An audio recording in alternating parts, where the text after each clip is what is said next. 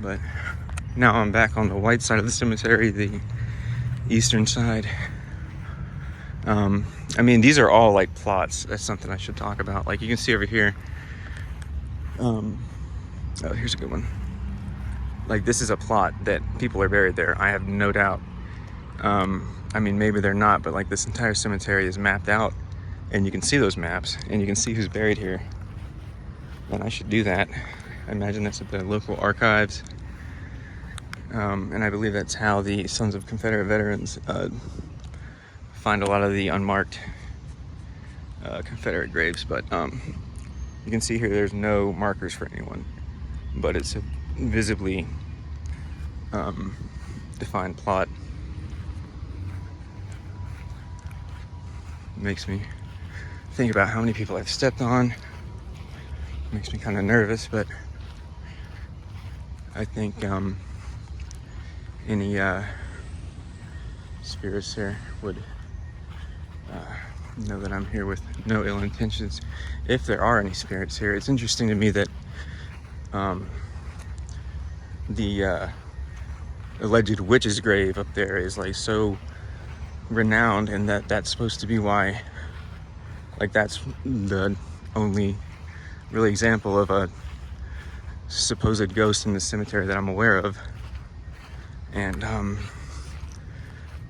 but I wouldn't think of it that. If it was anything, I would think it would be back in, like, I think it was the late 80s or the early 1990s, that the guard one night was stabbed to death in that guardhouse right up there, right next to my car and the guard car and the other car. But like, he was stabbed to death, I believe. I don't know much about it. I should have looked that up before doing this, but I remember reading the newspaper article. This is Governor Brown. He was, I believe, a territorial governor, a governor back during the territorial period. If not, it was the early statehood days. But he was married into the Archer family.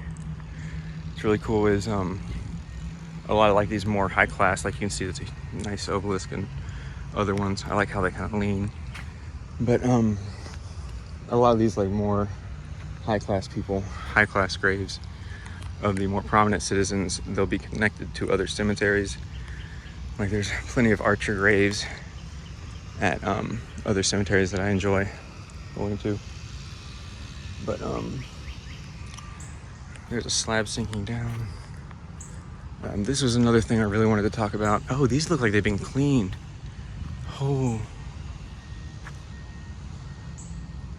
I have no doubt in my mind that somebody has cleaned these Maxwell graves within the past, like, I don't know, I look at them every time I come, and I haven't been here maybe like a few months, maybe a little longer.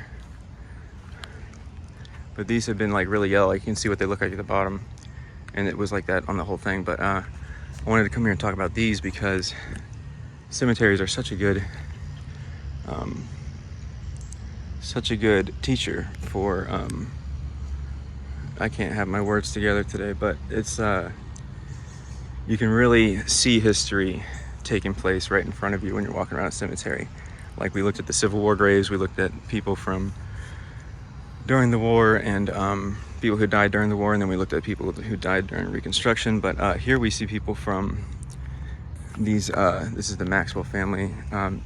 They died in 1840, and I believe there was a yellow fever epidemic, some sort of epidemic then, but it's horribly heartbreaking to see.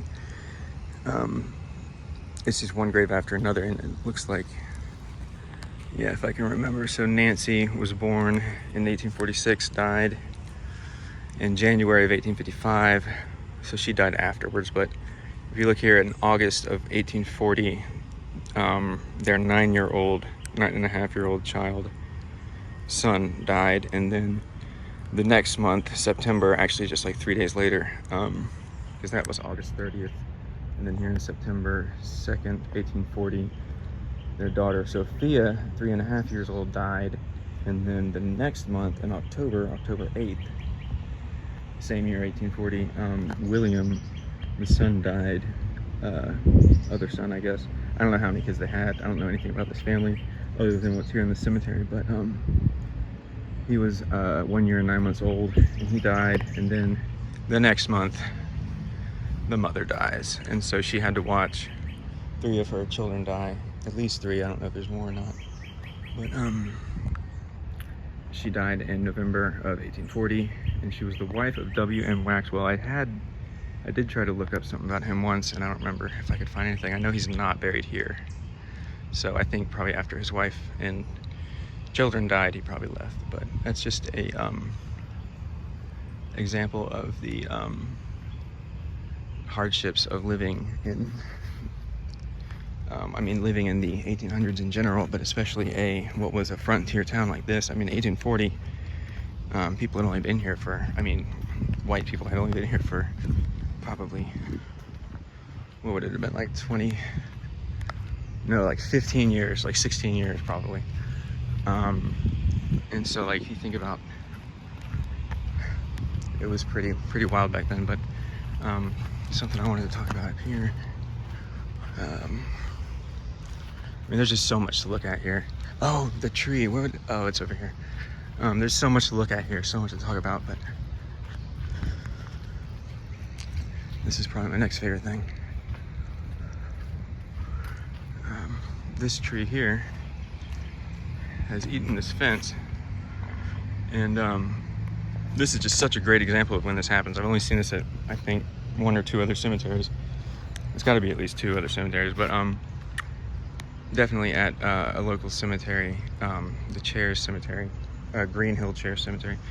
But that tree fell down, I think. This one is alive and well, and you can see this fence is obviously an old cast iron fence, and this tree grew up right in the middle and just swallowed it right up. And I'll try to get closer without someone going here.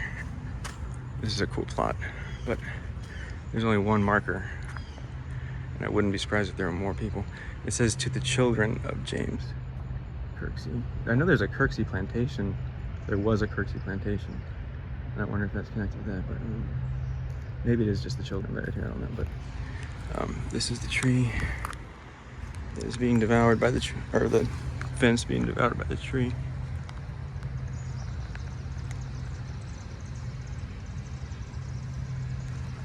It's just amazing to me. Like, nature just does not care. Does not care. Look at that. Nature don't care a bit. Not a bit. There are just a couple more things I want to talk about.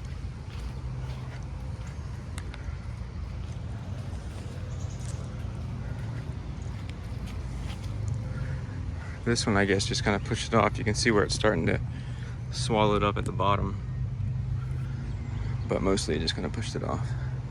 Oh, here you go. That's right. I knew this was here. You can see how it's curving around it,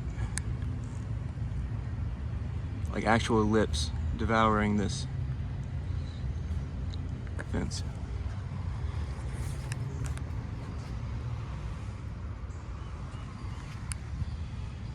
It's wild. I love old stuff like that. Oh no! This was the next thing I was going to talk about, and it broke. So this is the grave of Daniel Lyons. I believe it's the oldest grave in the cemetery. He was born in 1792, died in 1829, I think. I don't want to try to read that, but he died in St. Mark's. But this had been repaired and cleaned, and there had been a whole project to clean this, like, within the past 4 years, without a doubt. 4 or 5 years. Definitely within the past 4 years. I'm pretty sure they cleaned it. And now it fell over. That sucks. I bet that was during the damn tornado that happened recently. I don't know where I'm walking. Oh, this is the next thing. The last thing I want to talk about. That's the guardhouse right there.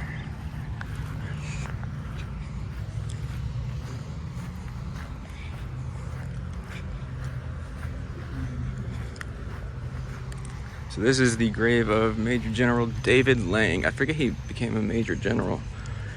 He was an important person during the Civil War. and after it, but all I really know about is during the Civil War. He was a colonel in the, I don't know what regiment he started in, but he was in the Florida Brigade of the Army of Northern Virginia, and they fought through every major battle, just basically every major battle during the Civil War that the Army of Northern Virginia was engaged in. They were involved in Pickett's charge at Gettysburg. General Lang here, or Colonel Lang at the time, I believe, led them. He might have been less than that even. Rose to Lieutenant Colonel, it says, of the 8th Florida Infantry. But anyways, the Florida Brigade was the 2nd, 5th, and 8th regiments of Florida during the Civil War. They were Confederate regiments that fought for the preservation of slavery. And you can see a lot of families around here have Confederate tombstones. I mean, they're just like United States military's tombstones, as far as I think you can apply for one and it can come, like, that's obvious. That wasn't, like, these aren't from the time the person died. Somebody applied for them and they were later installed, but that's about all I wanted to talk about. There's the Westcott graves. They were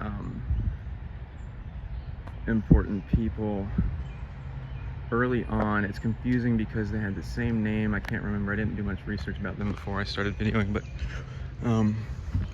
it's like they had the same name, a father and a son, and one was in the like Civil War period, I believe. Like, I think someone fought in the Civil War, maybe. I don't know. Maybe that was a ancestor of them or something, but, or a father, uncle or something. But that's all I'm going to talk about. I'm going to go home now. I thought I wanted to mention one more thing. I guess not. Oh yeah, I did want to mention that there's definitely a lot of people who know a lot more about the cemetery than me. Like, I probably walked past a lot of stuff that I really could. Oh, the Proctor graves. God dog it. All right, I got 4 minutes. I gotta walk fast.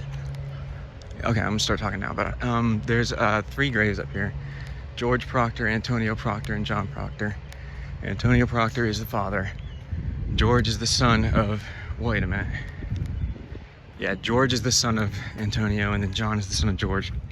But Antonio is an old, like, he's crazy. Like, it's crazy to read about him because he's allegedly like 120 years old or something when he died. I can't remember. We'll get up there. I don't know if I'll have time to really show it, but they were black, local black prominent figures. Like Antonio won his freedom in, I think, the French and Indian War, maybe. I can't remember. No, that wouldn't make sense. It was the Revolutionary War. It had to been. But he won his freedom, and so that's how John was free, or George was free. And then he became one of the best, if not the best, local carpenters and house builders. And he built a lot of really famous houses that are still standing, like the Knott House, and what else? So many that I can't think of right now because I'm out of breath. But anyways, these are their graves. There's a historical plaque about them. What else is going on?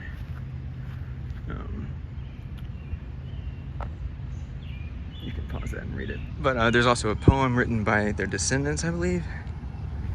We'll go to that.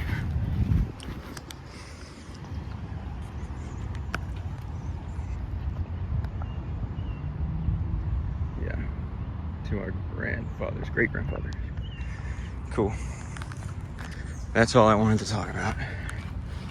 I hope this brought some information. Oh, yeah, there's probably a lot of people who know more about this stuff, or this cemetery. That's why I was not even going to do a video on this one. I was just going to do the abandoned ones that not many people know about, because so many people know more about this than me, and it's so famous. There's already videos on it, but I think I thought I could at least share some information that hasn't already been made